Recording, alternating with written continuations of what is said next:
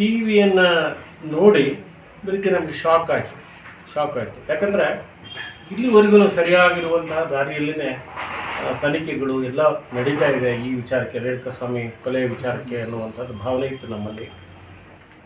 ಆದರೆ ಈ ದಿವಸ ಮಧ್ಯಾಹ್ನದ ಮೇಲೆ ಟಿ ವಿಯನ್ನು ನೋಡಿದಾಗ ನಮಗೆ ಅದನ್ನು ನೋಡಿದ್ರೆ ತುಂಬ ಶಾಕಿಂಗ್ ಆಯ್ತದೆ. ಆದ್ದರಿಂದ ಈ ರೀತಿ ಯಾಕೆ ಹೇಗಾಯಿತು ಅನ್ನುವಂಥದ್ದು ಪ್ರಶ್ನೆ ಮೂಡ್ತಾ ಇದೆ. ಆದ್ದರಿಂದ ನಮಗಿನ್ನೂ ಸರ್ಕಾರದ ಮೇಲೆ ನಂಬಿಕೆ ಇದೆ. ಸರ್ಕಾರ ಖಂಡಿತವಾಗ್ಲೂ ನಮಗೆ ನ್ಯಾಯ ಸಿಗ್ತದೆ, ನ್ಯಾಯಾಂಗದ ಮೇಲೆ ಭರವಸೆ ಇದೆ. ನಮಗೆ ಸಿಗ್ತದೆ ನ್ಯಾಯ ಅನ್ನುವಂಥದ್ದು ನಮಗೆ ಭರವಸೆ ಇದೆ. ನಮ್ಮ ಏನು ರೇಣುಕಾಸ್ವಾಮಿ ಏನು ಕೊಲೆ ಆಗಿದ್ದಾನೆ ಆ ಕೊಲೆಗೆ ನ್ಯಾಯ ಸಿಗ್ತದೆ ಅನ್ನುವಂಥದ್ದು ನಮ್ಮ ಭಾವನೆ. ಯಾಕಂದರೆ ಇದು ಖಂಡಿತವಾಗ್ಲೂ ನಮಗೆ ಇದೇ ಒಂದು ಆಗಬೇಕಾಗ್ತದೆ. ಯಾಕಂದರೆ ಈ ಫೋಟೋ ನೋಡಿದರೆ ನಮಗೊಂದು ಸ್ವಲ್ಪ ಶಾಕ್ ಅನ್ನಿಸ್ತಾ ಇದೆ, ಯಾಕೆ ಹೀಗಾಯಿತು.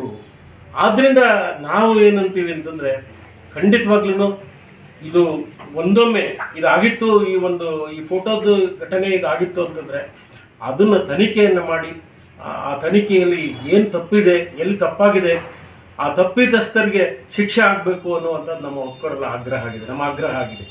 ಆದ್ದರಿಂದ ದಯಮಾಡಿ ಈ ಒಂದು, ಯಾಕಂದರೆ ಮಾನ್ಯ ಮುಖ್ಯಮಂತ್ರಿಗಳಾಗಲಿ, ಕಮಿಷನರಾಗಲಿ, ಪೊಲೀಸ್ ವ್ಯವಸ್ಥೆ ಆಗಲಿ, ಗೃಹ ಮಂತ್ರಿಗಳಾಗಲಿ, ಎಲ್ಲರನ್ನೂ ನಮ್ಮ ಡಿಸ್ಟ್ರಿಕ್ಟ್ ಮಿನಿಸ್ಟರ್ನಾಗಿರಲಿ ಎಲ್ಲರನ್ನೂ ನಾವು ಭೇಟಿ ಮಾಡಿದಾಗ ಅವರೆಲ್ಲರೂ ಒಂದೇ ಮಾತು ಹೇಳಿದ್ದು, ಇಲ್ಲ ನಿಮ್ಮ ಇದಕ್ಕೆ ನ್ಯಾಯ ಸಿಗ್ತದೆ, ನಿಮ್ಮ ಹುಡುಗನ ಸಾವಿಗೆ ನ್ಯಾಯ ಸಿಗ್ತದೆ ಅನ್ನುವಂಥ ಭರವಸೆಯನ್ನು ಹೇಳಿದರು.